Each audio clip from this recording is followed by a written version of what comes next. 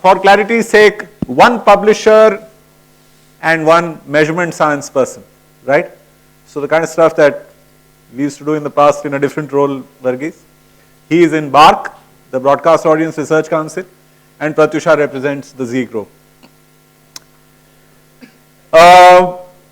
Strangely enough, even as I was asking questions to our friends on print about how long print will last, similar existential questions are now being asked about linear TV as well, right?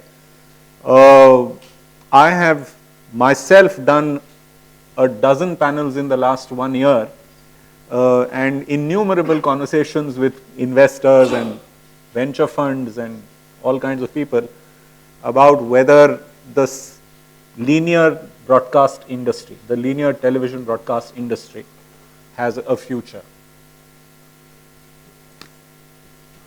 Over to you. Yeah. Okay. Yeah. You know, many a times when, and you know, not just you, I have faced it since I've come into this industry. And every time I hear that, I don't know whether to consider that, are you joking? Or are you really serious about what you're saying? And I love to back that up with a little bit of data. And I honestly believe that if you're backed by an understanding and a nuanced understanding of the category, and I don't mean you as you, this wouldn't even be a question. So many a times when somebody says, do you really think TV is not dying? Just a sense check. Paid digital subscribers, less than 20 million. Paying TV households, 120 million, just for context. Sure. Yeah? Number of hours of content watched on TV, we in South watch more than 4 hours, but an average is upwards, almost 3 hours a day, versus upcoming 50 to 60 minutes on digital. That's again interrupted viewing and not a single session go through. Sure. Yeah, and then get to revenues. Again, the paid, there is both ad revenue and subscription revenue, and when I think of TV versus digital and I look at both revenues, again a million miles to go in terms of subscription revenues. If TV is at a 435 billion, if I'm not mistaken, digital is still in the early 10s. Yeah? Sure. So there seems to be a, just for perspective, there are orders of magnitude difference. Yeah, just orders of magnitude difference. So I feel like, and when marketeers kind of do this thing of, you know, let's spend on digital, and I do spend on digital, there is a way of looking at the role of the media and why am I doing, what am I doing, versus these broad brushstroke conversations on, is it dying? Should I really be investing in digital? Yeah. What is your task? First look at that and then do what you need to do is what I would kind of say. Okay, so she mentioned some numbers. Just to add to this, you know, look at where television today is. It's only at 66% of penetration levels, yeah? Closer. Yeah, so if you take that into consideration, you yet have 100 million more households to get to. So that really changes or adds on to the landscape which it currently already enjoys. Look at the ad pie and our senses with published figures. That's growing at a very healthy, you know, higher double-digit growth. In which industries will you have a year-on-year growth, and then you have a superimposed question mark on the existence of that particular, you know, industry or that particular section of the industry.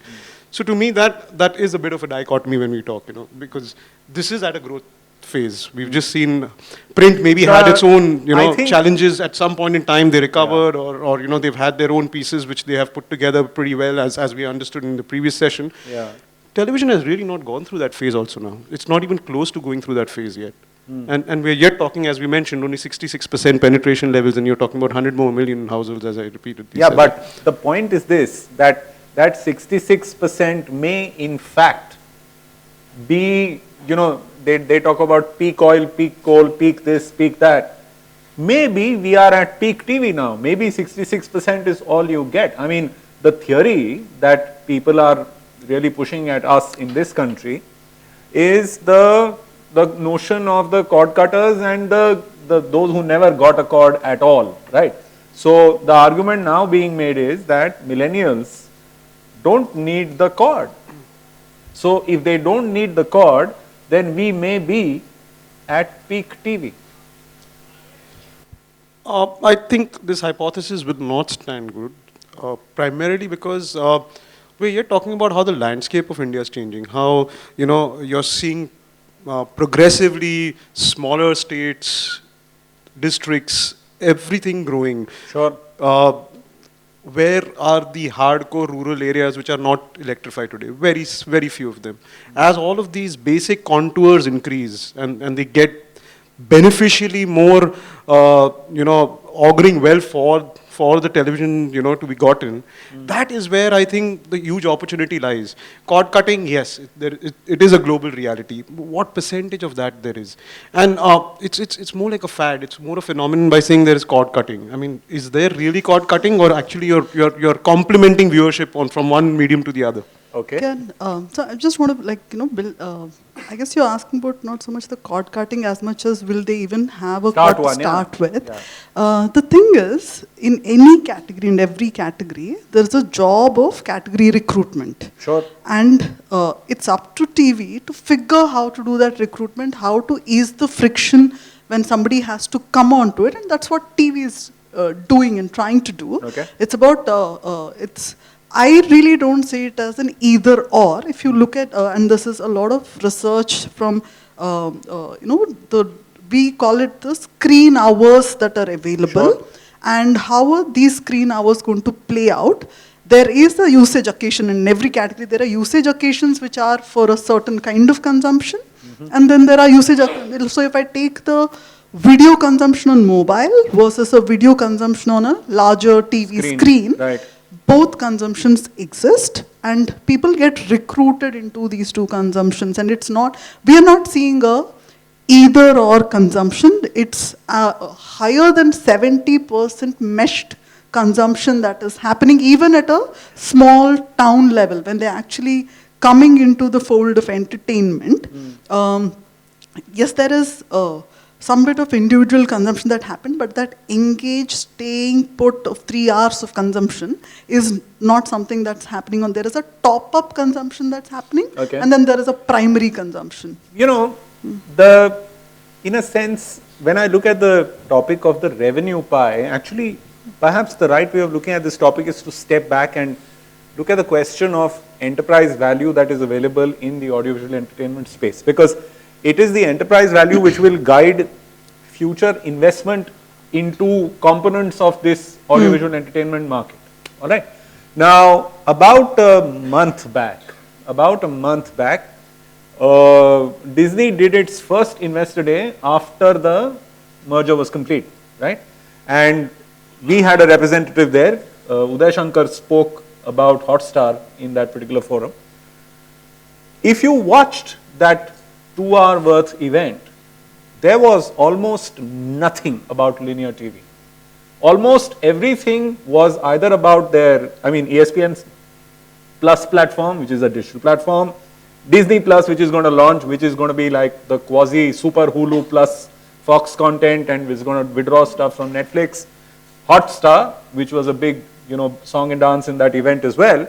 And it appeared as if all the broadcast assets that they have, and indeed even cable assets that they have, almost didn't find mention in the largest entertainment company in the world talking to its investors.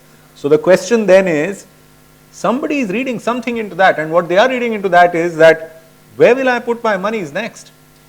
Actually, you know, even, I mean, if I were to extrapolate that for Zee, even the entire conversation for us also happens around Z5. Right. And I put this to, you will talk a lot more about the new baby and the growing child. Okay. You are not going to talk so much about the cash cow, right? At some level, it is there delivering. And let's go back to the question that you had on, okay, you have a pot, and how are you looking at investing, and Yeah, if the whole because investing condition is the issue around becomes this. investment. You see, Correct. eventually, Correct. you are a business where the investment is in every single episode of every Correct. single show that goes on air today. Absolutely. So we at Zee look at ourselves as the content creators. The platform is a platform available. Whether I'm going to put that and I'm going to make content for linear TV and for the growth that's coming on it, and the category recruitment job that will continue to do, and the what I call the heavy consumption that will continue to happen there. We're going to make those investments in those. At the same time, there is, the last year, about 1,200 hours of original content was created, not just by Zee, but everybody, for the OTT platforms. So because these platforms have just changed how people watch, not really as much as what people watch. And you're going to subscribe or you're going to pay when there is original content in those. And hence a certain amount of investment is going to go there to get them to pay. Revenue is not going to happen if you don't put original content investment. A task for a measurement system. And this is a task for measurement systems, no matter what media we are talking about. I mean, we never got there today, but one of the challenges that print has right now is finding agnostic measurement for the digital version of their content. That who is consuming my newspaper content online. There has periodically been talk about, and even announcements by BARC about measuring digital content, yeah, audiovisual digital content. Where are you on that project, and what is holding it up? When will it happen? Because one challenge that broadcasters will have will be to get agnostic measurement of what is really going on in the world out there. So to answer this question, Paritosh, at BARC we are virtually in a state of readiness for the last almost 2 years to actually roll out a single source panel viewership, so-called measurement system. There are stakeholders involved, and you'll have to appreciate the fact that we are an industry body. So there has to be a consensus at all the stakeholder levels, which is something unfortunately we can drive only up to a point, and we can't be institutionalizing a closure on that. We can only keep pushing on that, right? Sure. So that process is on, and you've been through that more than I have actually. But that being said, I'm the moderator. I don't know anything. Fair enough. Yes. That being said, I just wanted to bring back to what Pratyusha was mentioning. Look at what we are discussing over here. We are talking about how print yet stuck to their basics. In this part of the world, print yet exists in this big way. We spoke about 2,000 crores of Profit available in these EBITs across just 3 players. Those are big numbers. In US, what we've seen, and where my assumption is, and I don't want to make any hypothesis around that, is the fact that in most of the upfronts where conversation was outside of linear television, cable and broadcast media over there has perennially been extremely expensive. The transitions were therefore only natural and easy for them to complement at that point in time. India is a very different country, even now. You yet get the cheapest possible entertainment package that comes to your home, whichever fashion, whichever operator, whichever package that you end up taking. That's a big incentive for households to continue, and that's the time spent that she was talking about. That's not going to be easy to take away, given the price points today that people enjoy, as against what cable and linear television otherwise would be available in the US. You're saying that the reason why people will continue to consume TV is because it's cheap? Not the only reason. Sorry. Sorry, go ahead. I'm saying, so that's not the only reason. It's one of the reasons where that transition will be people will be thinking twice before making that transition. I'm not even once implying that content does not have to be the way it has to grow, or in terms of how sharp and how evolved that content piece needs to keep growing. Yes, that will always continue to be. But we've spoken about how, paywalls and how consumers want to spend that extra money or not. There are a lot of conversations around that. The fact of the matter today is that we are actually sitting in the entertainment piece, which is the cheapest available to a household today in form of television channels, whatever be the number of channels. Of course, there were X before, there are X minus now. That really doesn't take the fact away that they are far more cheaper in terms of the entire ecosystem, your electricity consumption, broadband consumption. So there are many other cost elements also which are involved in that, which will be a disincentive, maybe not to 4 or 5 or 3 or 4% of the people, but by and large, people would factor that in as well. Okay. Actually, now let me talk about the revenue pie again, because we've somehow stayed close to the subscription side of the game. But actually, the tricky part of the game actually is, in fact, advertising. All right. And I'm perhaps one of those people who, for the last many, many years, has been very strident about arguing that the Indian television industry has a chronic, terrible habit of selling its inventory at ridiculously low prices. That your yields are, even in the peer group of similar sized or comparably sized countries. Like, I mean, as a thumb rule, the CPTs on television inventory in Indonesia, which is possibly comparable, are 2.5 to 3 times higher than what India gets.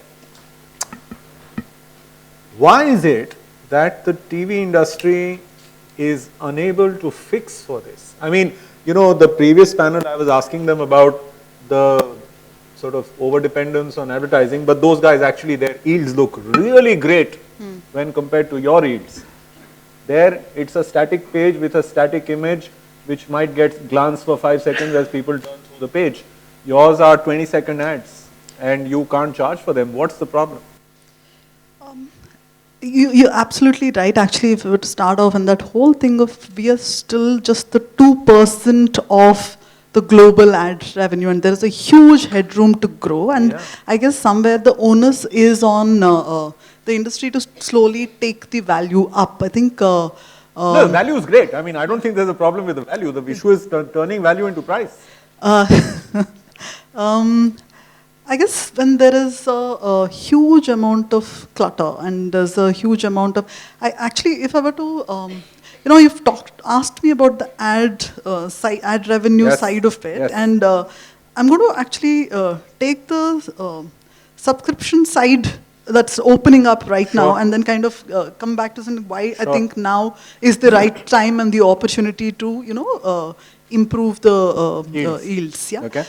So basically, I mean, the previous time it was attempted was DAS, but that predominantly was a technology change and not necessarily. And the other thing which digital is happening and TV is dying is with TRI coming in, there's a huge NTO coming in, and this whole thing is happening. I think it's just a brilliant move. How many sectors or categories do you know where you don't know the MRP? And NTOs, for the first time, telling in this category, this is the MRP, and it's going to be uniform pricing across all distribution ecosystem, which didn't exist. Correct. Which fundamentally unleashes the value in in that particular sector or category. Because if you do not open up and it's a bulk, non-transparent bulk buying, which is a bulk transaction, which is from a consumer, you paid 200 rupees 20 years ago, you're still paying 200 rupees now, without checking for, it's a very low involvement purchase, to the LCO doing the same thing, to the MSO doing the same thing, and then going up the value chain. The moment this is getting opened up, it is becoming a high involvement purchase. And in some sense, a nuanced, you were always a high involvement consumption category, but this is becoming, is going towards it. How does that link back to value? Basically, it will give us, because the subscription numbers are going to be transparent. Okay. You will know the subscription numbers. Then Mark always gave you the viewership anyway. Yeah, but it's still a sample. If you get the subscription numbers and you have a nuanced understanding of this person is purchasing your channel, it's a choice that's been made and a certain kind of TG, it's quite valuable versus saying he is consuming it because there's a pipe. It's not because of the pipe that I have it. One small sidebar on this. There has been some amount of press about issues related to whether the BARC panel is representative post-NTO. What is the latest? I mean, is there an official position on the readability of the numbers in the post-NTO regime, or is that still work in progress? That's work in progress. We're constantly monitoring what's happening. There are way too many changes on the ground. So has it stabilized? You had some, I saw something about there was some basis on which they were going to work the stabilization out. So do you believe that Yes. you're close to stabilization? Gentleman is here who's been working very extensively with us on that. We've approached the board with our recommendations. Okay. Won't be prudent on our part to go and speak about it now. I tried, guys. Won't get an answer. Yeah, but so we're awaiting a revert on that. But we've been monitoring that very closely. And to answer your question, whether it's representative or not, look, if it wasn't in that sense, then we wouldn't have been monitoring it in this manner and Sure, reporting it. I mean, have you had any problems? I mean, do you think that in the post-NTO era regime that there's a problem? I don't think it's a problem thingy, because when there is such a big behavioral shift happening, it will take a while for the dust to settle and you to understand exactly what consumption is happening, why, and that I think will take at least 3 to 6 months for the consumers to make you're forcing a person who's never made a active purchase decision and a choice to actively do that now, and that's going to play out, and I think we'll have to wait a bit before we kind of say, okay, this is how the new normal is going to be. What you're saying, and this is a history that in a sense, long before you, even I share, which is consumer business, right? You come from an FMCG background, I understand, and when I got here into this industry a while back, and when you got here, as you just said, it was a bulk business. It was a B2B kind of a business. And it's a B2B business which is, as somebody in a previous panel once said, is turned into a B2B2C business, right? And where the in-between B actually probably is slightly shrinking away. You are becoming a consumer brand. Yep. How ready are broadcast businesses and media companies to actually deal with what it takes in the FMCG, as it were, world? Sure. I'll answer that for Zee as a broadcaster, and we kind of started doing this work, if I remember, way back in Q3, Q4 2017. Okay. Because somewhere we knew that there was conversation around this, and fundamentally when you believe that that's going to do better for the sector, it is, and I'm going back to the basics of FMCG, where you say, okay, what is the pricing model which, and based on what the value, the choice drivers and the value markers is what we started getting into, and hence your pricing dictated by a consumer understanding and not based on historical data, which is a bulk data, right? Okay. Somewhere that, and that's something which, so a whole amount of analytics has gone into understanding that, and the second is the whole consumption baskets, what we do in FMCG all the time, saying who's consuming what together, and hence what makes sense for a consumer when he's in the whole packs and stuff like that. And most critically, we started looking into this, what are the big triggers and barriers for this behavior shift to happen. And I was in the era in HUL where there was only sales and marketing, there was no shopper marketing. And later the shopper marketing got introduced. I am seeing and kind of driving that agenda right now at Zee on, driving a whole subscription marketing vertical. Sure. Because it is trade marketing which it didn't need to exist before. Versus now, the distribution ecosystem needs that hand-holding to say, how do I deal with the B2C? It was a bill collection exercise. Now it's a sell job, it is a analytics job, it is a monthly acquisition, churn, retention job, which it's a bit like telecom meets FMCG meets, and the distribution ecosystem needs to gear up for that, and we at Zee are looking at working very closely with the partner ecosystem to drive this shopper behavior shift. There is a bit of a problem with that, which is what I want to come to you now. The problem with that is the gigantic pool of people sitting in FTA platforms, right? So what you're talking about, I mean, your last number from Broadcast India is 190 million homes or something like that, 187 million. 197. 197. So 200 million, that's a good number to work with. From that 200 million, a huge number, which you will now tell me, is actually FTA platform and primarily really DD Direct, which lies outside of this entire thing. So does that not represent a severe distortion of the attempt to create a real consumer market in the TV industry? So I don't think that takes away the entire piece what these guys are attempting to do. Look at how the demand and Just supply. tell me an order of magnitude on that. Out of that 200 million, how many people in that free-to-air space? So our estimates are that it should be around 30 odd million in that space. It's more than that, mate. You know it and I know it. No, I think that's pretty much the number that we are all working with, yeah. That being said, the most important piece over here is how, I think what's more important, rather than addressing what number of, what's that exact number, what's more important now is to understand what's happening to that number. The broadcasters collectively have taken a call. Post the call that they have taken, there has obviously been a shift in that entire piece, which we are closely monitoring. That will also mean... So you're saying that the FTA side will diminish over a period of time and those people will come a part of the pay basket? I don't want to pass a motherhood statement on this, but I think the broadcasters would be expecting a lot of shift, so to speak. And the fact that they have gone ahead and withdrawn their marquee channels from the platform which was available, my sense is, and I don't want to jump the gun here, they would have obviously thought of all of these things. Otherwise, why would they want to? I mean, they were all the 4 or 5 big guys, they collectively decided to move a lot of their product lines which were there existing in that entire... So does that mean that you will not put original content now on the FTA platform? I think there is a, like I said, the category recruitment task. There are people used to, and happens in digital, right? I mean, the point is that the FTA perhaps gives you a funnel from where you can guide people into... you recruit people Correct. up. Yeah. And that's another thing which we're very closely working with the distribution partners to say, okay, how do I migrate people who at least got used to the idea of consuming it on a platform to now becoming a pay consumer who values the content and is willing to pay.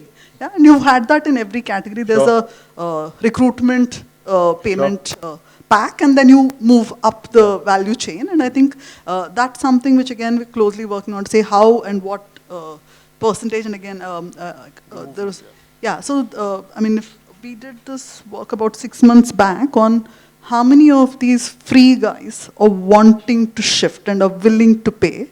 And that's, again, a very encouraging number saying, yeah, I would want to actually pay for this content. Again, purely, this is spitball. Sure. Is there a difference on a systematic basis between advertising yields on those channels which go FTA versus advertising yields on pay channels?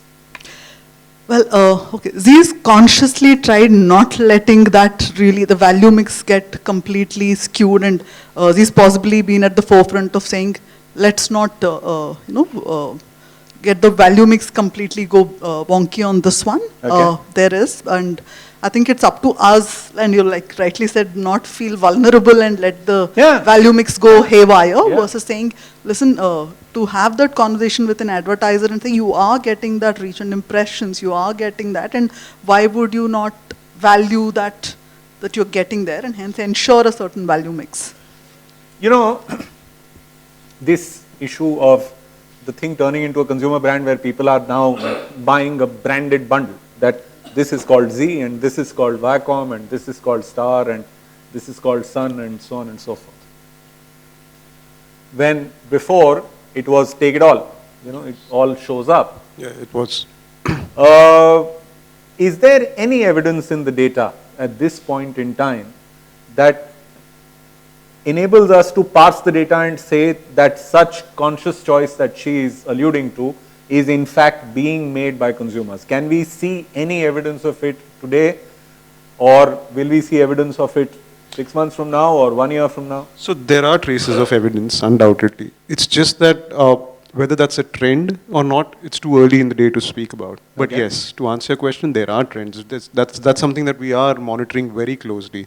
And that entire question of being able to choose and having the availability at that point in time is also being correlated at our end to figure out how this is going to unfold. Will you Too ever early- publish this data? It's too early to even talk about it, Paritosh, because we I are keep trying. we are yet in that phase, you know, we've not yet come out of that phase. Okay. The broadcasters, of course, they are also burning midnight oil, as we understand, with their entire distribution ecosystem, trying to put things in order.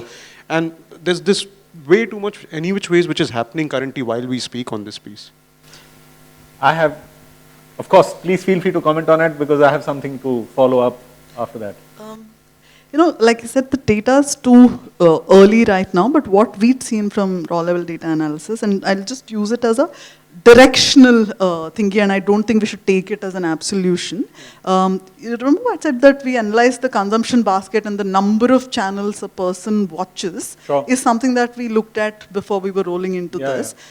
In the early sense of it, we're getting a 15% reduction on my consumption basket of channels, Okay.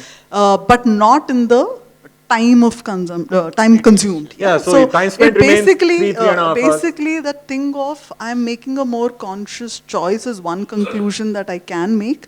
But having said that, currently is it based on availability issues on ground, Or brand or is choices? it actual choice? Choice is Understand that. we'll need to have a little time before the dust settles on that one. But Understand. hypothesis is I'm going to be more. And again, I'm talking about this from my qual consumer work that we've been doing. I'm going to be a lot more, and think of, a person sitting in Bareilly who's thinking of these 200 rupees I'm giving and why should I be giving this 200 rupees and not the 1,000 rupee, ARPU consumer. She is going to evaluate and say, what am I paying this 200 for? And there's going to be a lot more conscious choice. And brands and content which deliver that value are going to be on the right side of it. You used to call her Bela from Bareilly in the past. Huh? So that was the early trends that we were talking about, not about the data stability. Data stability is all about data points, while that we Sure. feel is stabilizing week on week, and there are a lot of conversations which are happening around that. What I wanted to essentially pinpoint was what she mentioned. It's about somebody choosing, that ATS improving, which we are seeing also in terms of what the data looks like. But is it because it's only because of availability? Time will tell. Yeah. So that is the only thing which is a little early. So it's not about trends which haven't really emerged in that sense. And there is another issue here. And this is an issue which is as old as the hills in television, right? Way back when, I asked Sameer Nair one question. Is Saas Bhi Kabhi Bahu Thi the brand, or is Star Plus the brand? When you are in the consumer business, Close Up is a brand, and you know that Close Up is a brand. You know that Hindustan Lever is not the brand, all right? At best, it is an umbrella or a corporate brand. What is the brand? I Because would love Netflix- to answer this, and Ashish, I don't know if he's there, we did this work with Nielsen, let me give the data again, and because this has been said again and again that, it's show You want to loyalty. stand up and answer this no, question? because You're I'm like so really excited. I'm- because we worked I'm on happy this to for- leave the stage. No, because, it's just been, and coming as a true blue consumer brand marketer. Yes, well done. We Go did for this it. work on, okay, so is it show loyalty or is it channel loyalty? 30% of the channel consumers contribute to 80% of the consumption. Okay, Paritosh and principle. they come week after week, they come day after day, and we looked at weekday consumption versus weekend consumption, saying, okay, the whole thing of they're going to watch one show here and they're going to switch here, and then on the weekend they're going to nada. And this is actual raw level data analysis, which we've done, and saying they have a destination channel.